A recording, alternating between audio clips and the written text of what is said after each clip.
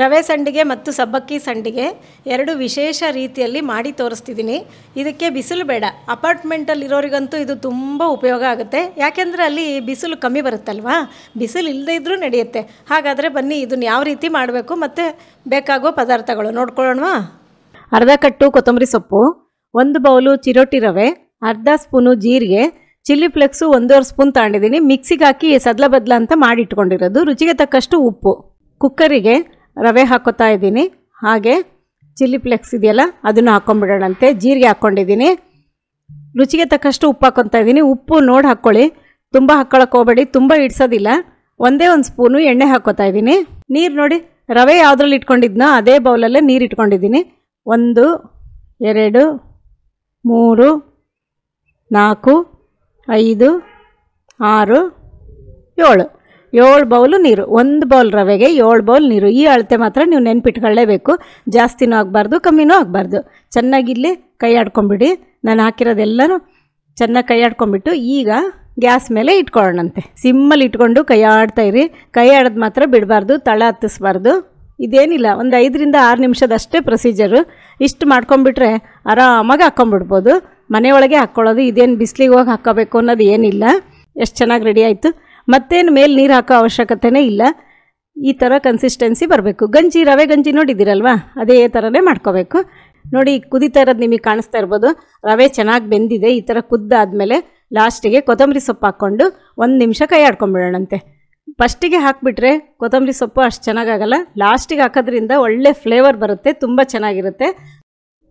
ರವೆ ಗಂಜಿ ರೆಡಿ ಮಾಡ್ಕೊಂಡಿದ್ದೀನಿ ನೋಡಿರಿ. ಈ ಹದದಲ್ಲಿ ರೆಡಿ ಮಾಡ್ಕೋಬೇಕು. ಈ ಟೈಮಲ್ಲಿ ನಿಮಗೆ ಉಪ್ಪು ಖಾರ ಬೇಕಂದರೆ ಮತ್ತೆ ಮಿಕ್ಸ್ ಮಾಡ್ಕೊಳ್ಳಿ. ಯಾವ ಕಾರಣಕ್ಕೂ ಉಪ್ಪು ಜಾಸ್ತಿ ಹಾಕ್ಕೊಳ್ಳೋಕೆ ಹೋಗಬೇಡಿ. ಮನೆಯೊಳಗೆ ಒಂದು ವೈಟ್ ಶೀಟ್ ಹಾಕ್ಕೊಂಡಿದ್ದೀನಿ. ಅದಕ್ಕೀಗ ಸಂಡಿಗೆ ಹಾಕ್ಕೋತಾ ಇದ್ದೀನಿ. ಹಪ್ಪಳದ ಟೈಪೇ ಸಂಡಿಗೆ ಹಾಕ್ತಾಯಿದ್ದೀನಿ ನಾನು. ಸ್ವಲ್ಪ ದೊಡ್ಡದು ಹಾಕ್ಕೊತಾ ಇದ್ದೀನಿ. ಒಣಗಿದ ತಕ್ಷಣ ಸಿಂಕ್ ಆಗುತ್ತೆ, ಸಣ್ಣದಾಗ್ಬಿಡುತ್ತೆ. ತುಂಬ ತೆಳ್ಳಗೆ ಹಾಕ್ಕೊಳ್ಳೋಕೆ ಹೋಗಬೇಡಿ. ಒಂದು ಸ್ವಲ್ಪ ಮೀಡಿಯಮ್ ಆಗಿ ಹಾಕ್ಕೊಳ್ಳಿ. ಅಕಸ್ಮಾತ್ ಆಗ್ತಾ ಲಾಸ್ಟಿಗೆ ಏನಾದ್ರು ಸ್ವಲ್ಪ ಗಟ್ಟಿ ಅನಿಸಿದ್ರೆ ಸ್ವಲ್ಪ ಬಿಸಿ ನೀರು ಹಾಕ್ಕೊಳ್ಳಿ ಅಷ್ಟೇ, 1 ಸ್ಪೂನು. ಇಲ್ಲಾಂದರೆ ಬೇಡ, ನಾನಂತೂ ಹಾಕೇ ಇಲ್ಲ. ಅಷ್ಟರೊಳಗೆ ನಾನು ಮುಗಿಸ್ಬಿಟ್ಟಿದ್ದೀನಿ ಬೇಗ ಹಾಕಿ. ಇದೇ ಥರನೇ ಎಲ್ಲ ಹಾಕ್ಕೊಂಬಿಡೋಣಂತೆ. ಇದು 2 ರಿಂದ 3 ದಿನ ಒಣಗಬೇಕು. ಚೆನ್ನಾಗಿ ಗಾಳಿ ಆಡೋ ಕಡೆ ಈ ಸಂಡಿಗೆ ಹಾಕ್ಕೊಳ್ಳಿ ಮನೆಯೊಳಗೆ. ಅಕಸ್ಮಾತ್ ಗಾಳಿ ಆಡಿಲ್ಲ ಅಂತಂದರೆ ಫ್ಯಾನ್ ಕೆಳಗಾರು ಒಣಗಿಸ್ಕೋಬೋದು. ಒಟ್ಟು ಟೋಟಲಾಗಿ 3 ದಿನ ಅಂತೂ ಒಣಗಲೇಬೇಕು. ನಿಮಗೆ 1 ದಿನ ಆದಮೇಲೆ ಸ್ವಲ್ಪ ಬೇಕನ್ಸಿದ್ರೆ ಎಳೆ ಬಿಸಿಲಲ್ಲಿಟ್ಟು ತೆಕ್ಕೊಂಬಿಡಿ ಸಾಕು. ತುಂಬ ಉರಿ ಬಿಸಿಲಲ್ಲಿ ಇಡಕ್ಕೆ ಹೋಗಬೇಡಿ. 99 ಸಂಡಿಗೆ ಆಗಿದೆ ನೋಡಿ, ಮನೆಯೊಳಗೆ ಹಾಕಿದ್ದೀನಿ. ಫುಲ್ಲು ಖಾಲಿ ಆಗಿದೆ. ಇದು 3 ದಿನ ಅಂತೂ ಬೇಕೇ ಬೇಕು ಒಣಗೋದಕ್ಕೆ. ಒಣಗಿದ್ಮೇಲೆ ಮತ್ತೆ ನಿಮಗೆ ತೋರಿಸ್ತೀನಿ. ನೋಡಿದ್ರಾ ಎಷ್ಟು ಚೆನ್ನಾಗಿ ಒಣಗಿದೆ ಅಂತ. ಮನೆಯೊಳಗೆ ಹಾಕ್ಕೊಂಡಿದ್ದೀನಿ ನೋಡಿ, ಎಷ್ಟು ಚೆನ್ನಾಗಿ. ಇದರಲ್ಲಿ ನೋಡಿ ಕೊತ್ತಂಬರಿ ಸೊಪ್ಪು, ಚಿಲ್ಲಿ ಫ್ಲೆಕ್ಸು, ಜೀರಿಗೆ ಎಲ್ಲ ಎಷ್ಟು ಚೆನ್ನಾಗಿ ಕಾಣಿಸ್ತಾ ಇದೆ ಅಂತ. ತಿನ್ನೋಕ್ಕೂ ಅಷ್ಟೇ ರುಚಿ ಇರುತ್ತೆ. ಕೊತ್ತಂಬರಿ ಸೊಪ್ಪು ನೋಡಿ ಗ್ರೀನಾಗಿ ಹಂಗೆ ಕಾಣಿಸ್ತಾ ಇದೆ, ಹಸಿರಾಗಿ ಹಂಗೆ ಕಾಣಿಸ್ತಾ ಇದೆ. ಅದಕ್ಕೋಸ್ಕರ ಗಂಜಿ ಆದಮೇಲೆ ಕೊತ್ತಂಬರಿ ಸೊಪ್ಪು ಹಾಕ್ಕೊಂಡು ಕೈ ಆಡ್ಕೋಬೇಕು. ಇಲ್ಲಿ ನೋಡಿ, ಇಲ್ಲೊಂದು ಚೂರು ಬ್ರೇಕ್ ಬಂದಿದೆ, ಹೌದಾ? ಅಷ್ಟೇ, ಇನ್ನೇನು ಜಾಸ್ತಿ ಏನು ಚೂರಾಗೋದೇನೂ ಆಗಲ್ಲ. ಪರವಾಗಿಲ್ಲ ಅಲ್ವಾ, ಟೇಸ್ಟಲ್ಲಿ ಏನೂ ವ್ಯತ್ಯಾಸ ಆಗಲ್ಲ.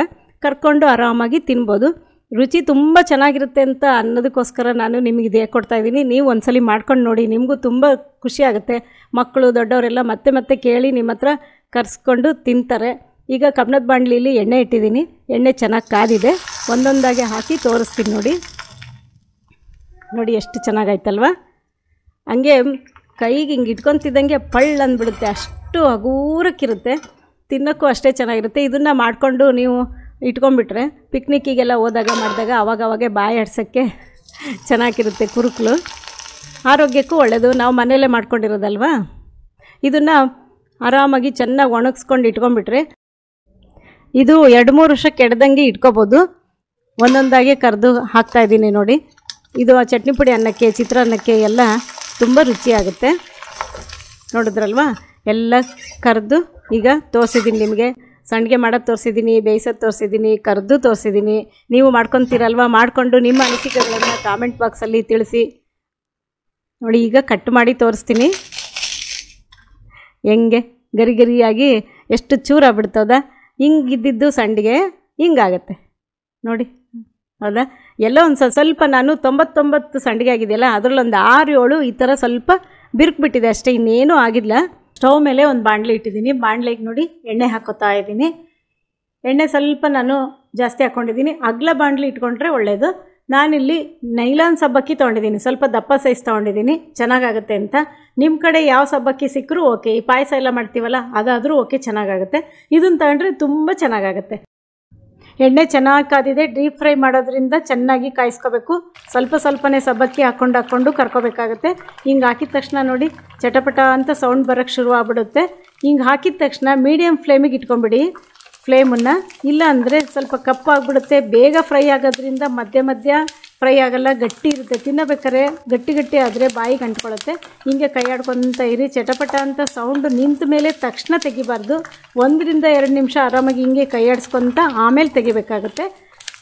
ನೋಡಿ ಈ ಥರ ಕೈ ಆಡಿಸ್ಕೊತ ಇರಿ. ಮೀಡಿಯಮ್ ಫ್ಲೇಮಿಗೆ ಇರಬೇಕು.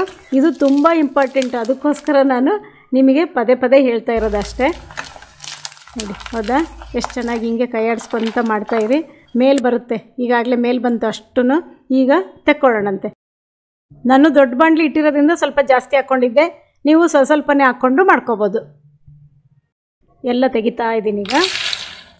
ನೋಡಿ ಎಷ್ಟು ಚೆನ್ನಾಗಿ ಬಂದಿದೆ ಅಂತ, ಹರಳು ಬಂದಂಗೆ ಬಂದಿದೆ. ಈಗ ಇನ್ನೊಂದು ಸ್ವಲ್ಪ ಇಟ್ಕೊಂಡಿದ್ನಲ್ವ ಅದನ್ನು ಹಾಕ್ಕೊಂಡ್ಬಿಟ್ಟಿದ್ದೀನಿ. ಈಗ ಒಂದು ಟೇಬಲ್ ಸ್ಪೂನು ಶೇಂಗಾ ಬೀಜ ತೊಗೊಂಡಿದ್ದೀನಿ. ಅದು ಸ್ವಲ್ಪ ಕೆಂಪುಗೆ ಫ್ರೈ ಮಾಡ್ಕೊಂಬಿಡೋಣಂತೆ. ಈ ಥರ ಮಾಡೋದ್ರಿಂದ ತಿನ್ನೋಕ್ಕೆ ತುಂಬ ಚೆನ್ನಾಗಿರುತ್ತೆ. ಹಾಗೆ ಗೋಡಂಬಿ ಸ್ವಲ್ಪ ತೊಗೊಂಡಿದ್ದೀನಿ, ಅದು ಸುತ್ತ ಸ್ವಲ್ಪ ಫ್ರೈ ಮಾಡ್ಕೊಳ್ಳೋಣ. ಸ್ವಲ್ಪ ಮಾಡಿಕೊಂಡ್ರೆ ಸಾಕು, ಇಷ್ಟು ಮಾಡಿಕೊಂಡ್ರೆ ಸಾಕು, ತುಂಬ ಚೆನ್ನಾಗಾಗುತ್ತೆ. ಇದಕ್ಕಿಂತ ಜಾಸ್ತಿ ಫ್ರೈ ಮಾಡ್ಕೋಬಾರ್ದು. ಹಾಗೆ ಈಗ ಒಣ ದ್ರಾಕ್ಷಿ ತೊಗೊಂಡಿದ್ದೀನಿ, ಅದು ಸ್ವಲ್ಪ ಫ್ರೈ ಮಾಡ್ಕೋಬೇಕು. ಎಣ್ಣೆ ಚೆನ್ನಾಗಿ ಕಾದಿರುತ್ತಲ್ವ, ಬೇಗ ಆಗಿಬಿಡುತ್ತೆ. ಇಷ್ಟು ಸಾಕು, ಮತ್ತೆ ಜಾಸ್ತಿ ಮಾಡ್ಕೊಳ್ಳೋದು ಬೇಡ. ಹಾಗೆ ಒಣ ಕೊಬ್ಬರಿ ಒಂದು ಸ್ವಲ್ಪ ತೊಗೊಂಡಿದ್ದೀನಿ, ಅದು ಅಷ್ಟೇ 1-2 ಟೇಬಲ್ ಸ್ಪೂನು ಒಣ ಕೊಬ್ಬರಿ ಉದ್ದುದ್ದಕ್ಕೆ ಕಟ್ ಮಾಡಿಟ್ಟಿರೋದು. ಇದು ಸ್ವಲ್ಪ ಫ್ರೈ ಆಗಬೇಕು. ಇದು ಫ್ರೈ ಆದರೆ ಏನು ಗೊತ್ತಾ, ಒಳ್ಳೆ ಬಾಯಿಗೆ ರುಚಿ ಕೊಡುತ್ತೆ. ಹಂಗೆ ಎಷ್ಟು ಚೆನ್ನಾಗಿರುತ್ತೆ ಗೊತ್ತಾ ಈ ಥರ ಫ್ರೈ ಮಾಡ್ಕೊಂಡಿರೋ ಕೊಬ್ಬರಿ ತಿನ್ನೋಕ್ಕೆ. ಅದು ಆಯಿತು. ಈಗ ನೋಡಿ 4 ಹಸಿಮೆಣಸಿನ್ಕಾಯಿ ಉದ್ದುದ್ದಕ್ಕೆ ಸೀಳಿಟ್ಟಿದ್ದೀನಿ. ಇದು ಚೆನ್ನಾಗಿ ಫ್ರೈ ಮಾಡ್ಕೊಳ್ಳಿ. ನೀರಿನ ಅಂಶ, ಹಸಿ ಅಂಶ ಇರಬಾರ್ದು, ಅಲ್ಲಿ ತನಕ ಫ್ರೈ ಮಾಡ್ಕೋಬೇಕು. ಜೊತೆಗೆ ತಿಂತಾಯಿದ್ರೆ ತುಂಬ ರುಚಿ ಇರುತ್ತೆ. ಬೆಳ್ಳುಳ್ಳಿನ 1 ಗೆಡ್ಡೆ ಜಜ್ಜಿಟ್ಟಿರೋದು, ಸಿಪ್ಪೆ ತೆಗೆದು ಸುಲಿದು ಜಜ್ಜಿಟ್ಟಿದ್ದೀನಿ. ಯಾಕೆ ಜಜ್ಜಿಟ್ಟಿದ್ದೀನಿ ಅಂತಂದರೆ ಪರಿಮಳ ಆರೋಮ ಬರ್ತಾ ಇರುತ್ತೆ, ತಿಂದರೆ ತುಂಬ ರುಚಿ ಇರುತ್ತೆ. ಅದಕ್ಕೆ ಈ ಥರ ಮಾಡ್ಕೋಬೇಕು. ಅದು ಆಯಿತು. ಈಗ ಕರ್ಬೇವಿನ ಸೊಪ್ಪು, ಇದು ಅಷ್ಟೇ ಚಟಪಟ ಅಂತ ಸಿಡಿಬೇಕು, ಗರಿಗರಿಯಾಗುತ್ತೆ, ತುಂಬ ಚೆನ್ನಾಗಿರುತ್ತೆ. ಇದನ್ನು ಸುತ್ತ ಆಯಿತು. ಇದಕ್ಕೊಂದು ಮಸಾಲೆ ಹಾಕಬೇಕು. ಆ ಮಿಕ್ಸಿಂಗ್ ತೋರಿಸ್ತಿದ್ದೀನಿ. ಒಂದು ಬೌಲ್ ತೊಗೊಂಡಿದ್ದೀನಿ, ಅದಕ್ಕೆ 1 ಟೀ ಸ್ಪೂನು ಖಾರದ ಪುಡಿ, ಅರ್ಧ ಟೀ ಸ್ಪೂನು ಉಪ್ಪು, 3/4 ಟೀ ಸ್ಪೂನು ಸಕ್ಕರೆನ ಮಿಕ್ಸಿಗೆ ಹಾಕ್ಕೊಂಡು ಪುಡಿ ಮಾಡ್ಕೊಂಡಿರೋ ಸಕ್ಕರೆ ಹಾಕ್ಕೊಂಡಿದ್ದೀನಿ. ಚೆನ್ನಾಗೆಲ್ಲ ಮಿಕ್ಸ್ ಮಾಡ್ಕೊಂಬಿಡಿ, ಕೂಡಬೇಕು ಚೆನ್ನಾಗಿ. ಇದು ಹಾಕೋದ್ರಿಂದ ರುಚಿ ತುಂಬ ಚೆನ್ನಾಗಿರುತ್ತೆ. ಹಾಗೆ ಕರ್ಬೇವಿನ ಸೊಪ್ಪು ಎಲ್ಲ ಕರ್ದಿರೋದೆಲ್ಲ ಕಡ್ಡಿಯಿಂದ ತಗೊಂಬಿಟ್ಟಿದ್ದೀನಿ. ನೋಡಿ ಗರಿಗರಿಯಾಗಿ ಎಷ್ಟು ಚೆನ್ನಾಗಾಗಿದೆ ಅಂತ, ಹೌದಾ? ಈಗ ಕರ್ದಿರೋದೆಲ್ಲ ಒಂದ್ಸಲಿ ಚೆನ್ನಾಗಿ ಮಿಕ್ಸ್ ಮಾಡ್ಕೊಂಬಿಟ್ಟು ಈಗ ಸಬ್ಬಕ್ಕಿ ಕರ್ದಿಟ್ಟಿದ್ದೀವಲ್ವ ಅದಕ್ಕೆ ಹಾಕ್ಕೊಂಬಿಟ್ಟಣಂತೆ. ಅದೆಲ್ಲ ಹಾಕ್ಕೊಂಡಾಯಿತು. ಈಗ ಖಾರದ ಪುಡಿ, ಉಪ್ಪು, ಸಕ್ಕರೆ ಮಿಕ್ಸ್ ಮಾಡಿ ಇಟ್ಟಿದ್ದೀವಲ್ವ ಅದನ್ನು ಹಾಕ್ಕೊಳ್ಳೋಣಂತೆ. ಈಗ ಸದ್ಯಕ್ಕೆ 2 ಸ್ಪೂನ್ ಹಾಕ್ಕೊಂಡಿರ್ತೀನಿ, ಕಲಸಿ ನೋಡಿ ಮತ್ತೆ ಹಾಕ್ಕೊಳ್ಳೋಣಂತೆ. ಅದಿಷ್ಟು ಇಡಿಸುತ್ತೆ, ಆದರೂ ಅಷ್ಟು ಹಾಕ್ಕೊಂಡ್ಬಿಟ್ಟು ಈಗ ಚೆನ್ನಾಗಿ ಒಂದ್ಸಲಿ ಕಲಿಸ್ಕೊಂಬಿಡೋಣಂತೆ. ತುಂಬ ಗರಿಗರಿಯಾಗಿ ತುಂಬ ಚೆನ್ನಾಗಾಗುತ್ತೆ. ಈ ಥರ ಸ್ವಲ್ಪ ಮೇಲೆ ಕೆಳಗೆ ಮಾಡ್ಕೊತ ಚೆನ್ನಾಗಿ ಕಲಿಸ್ಕೊಳ್ಳಿ. ಉಪ್ಪು ಖಾರ ಎಲ್ಲ ಚೆನ್ನಾಗಿ ಹಿಡಿಯುತ್ತೆ ಈ ಥರ ಮಾಡೋದ್ರಿಂದ. ನೋಡಿ ಇದನ್ನೀಗ ಪ್ರೆಸ್ ಮಾಡಿ ತೋರಿಸ್ತೀನಿ. ವಾವ್, ನೋಡಿದ್ರೆ ಎಷ್ಟು ನುಣ್ಣಗೆ ಪುಡಿ ಆಗೋಯ್ತು. ಈಗ ಸ್ನ್ಯಾಕ್ಸು ರೆಡಿ ಆಯಿತು. ಸಬ್ಬಕ್ಕಿ ಸ್ನ್ಯಾಕ್ಸ್, ರುಚಿಯಾದ ಸಬ್ಬಕ್ಕಿ ಸ್ನ್ಯಾಕ್ಸು ರೆಡಿ ಆಯಿತು. ನೋಡಿದ್ರಲ್ವಾ? ಇದು 10 ರಿಂದ 12 ದಿನ ಆರಾಮಾಗಿ ಇಟ್ಕೊಂಡು ತಿನ್ಬೋದು. ನೋಡಿ ಈ ಥರ ಏರ್ ಟೈಟ್ ಬಾಕ್ಸಿಗೆ ಹಾಕಿ ಮುಚ್ಚಿಟ್ಬಿಟ್ರೆ 10 ರಿಂದ 12 ದಿವಸ ಆರಾಮಾಗಿ ಬರುತ್ತೆ, ಮೆತ್ತಗಾಗೋದಿಲ್ಲ. ಆದರೆ ಇದು ಉಳಿದ್ರೆ ನೀವು ಸ್ಟೋರ್ ಮಾಡಿ ಇಡ್ಬೋದು, ಉಳಿಯೋದೇ ಇಲ್ಲ. ಎಷ್ಟು ಮಾಡಿದ್ರೂ ಆರಾಮಾಗಿ ತಿನ್ಕೊಂತ ಹೋಗ್ಬಿಡ್ತೀರ, ಎಷ್ಟು ತಿಂತೀರ ಅಂತಲೇ ಗೊತ್ತಾಗಲ್ಲ, ಅಷ್ಟು ರುಚಿ ಇರುತ್ತೆ. ಈ ಸಂಡಿಗೆ ಬಾಲ್ಸ್ ನಿಮಗೆಲ್ಲ ಇಷ್ಟ ಆಗಿದ್ದರೆ ಲೈಕ್, ಶೇರ್, ಸಬ್ಸ್ಕ್ರೈಬ್ ಮಾಡುವುದು ಮರಿಲೇಬೇಡಿ. ಎಲ್ಲರಿಗೂ ಧನ್ಯವಾದಗಳು.